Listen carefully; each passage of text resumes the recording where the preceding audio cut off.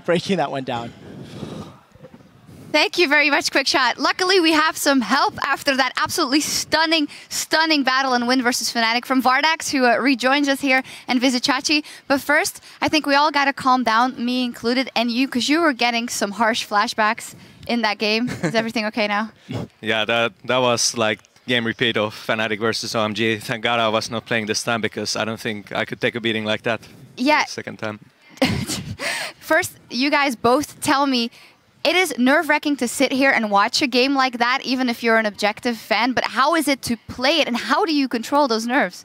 For me personally, it's like super hard. I was like shaking so much, and I was like nearly jumping out of my chair. As soon as we defended the Nexus with like 200 HP, I was like almost jumping.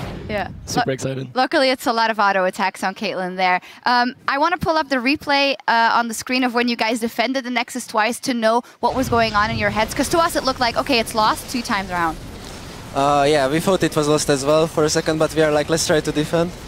And we want to focus down the Graves pretty hard. We managed to do that. I don't even see anything like here. I'm just going for a Nautilus and the rest of my team clean up LeBlanc. Yeah. It was one more auto attack from LeBlanc and it was over. This was the first time, and if I'm correct, we'll get the second one right after this right now. Yeah, we didn't really expect them to rush the Nexus like that. I thought for a second they can finish again, because they TP'd with the Lissandra, and they didn't deal enough damage to the Nexus. Almost. Yeah, almost. I was actually pretty scared at the time where Lissandra actually TP'd in and she started autoing me. So I think maybe if they actually ult in the Nexus, they might have had a better chance of finishing. Yeah, maybe. It's always those little things, isn't it, Cyanide, when you have to hit that Nexus?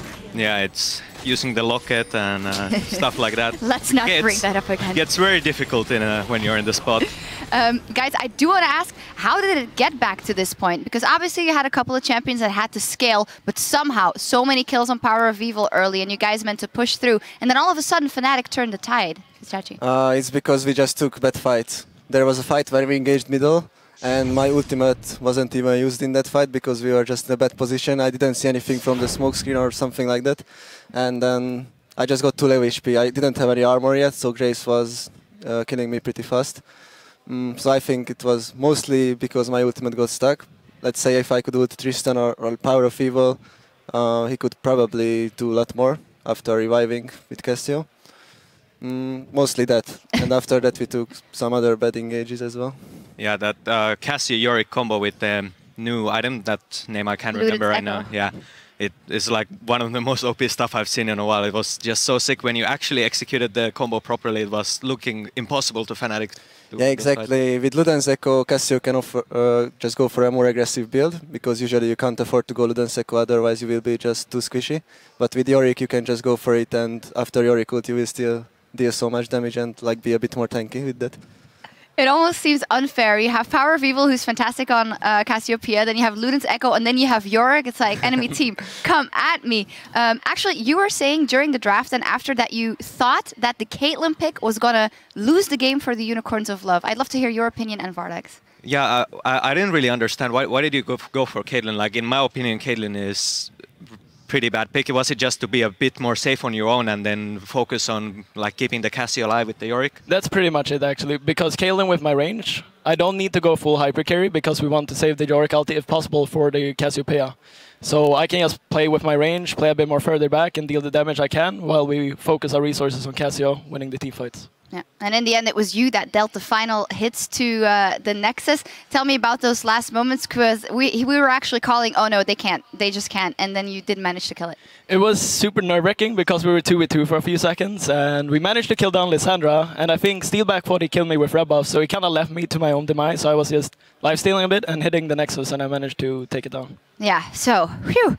That's in the books, and you guys are actually 2-0 this week. Do you feel like the pressure of having to get that playoff spot and staying out of relegation zone, is that something that is making you thrive, and do better, Vizichachi? Maybe it is in it as well, because we were like before this week we were so close to not being able to play in the playoffs, so we really had to get our strategies together and play our best. So this week I think we played really consistent. we want to continue it the next week as well. Yeah, and Vardak, the same for you. Actually, if Elements don't manage to win their game later, that means you guys have locked in your playoff spot already. But of course, you got your faith in your own hands as well. How do you think it's going to all play out?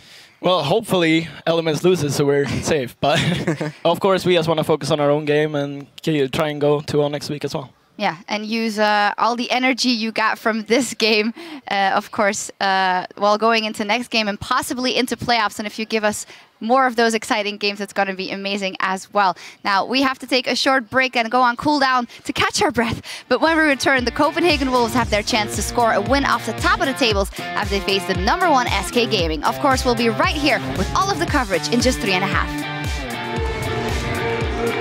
What? I just hear Vortex. You just need to have strong imagination. And then you hear power.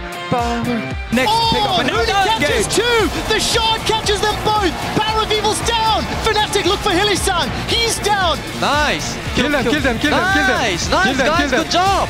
Kill them. Good job, guys! Nice!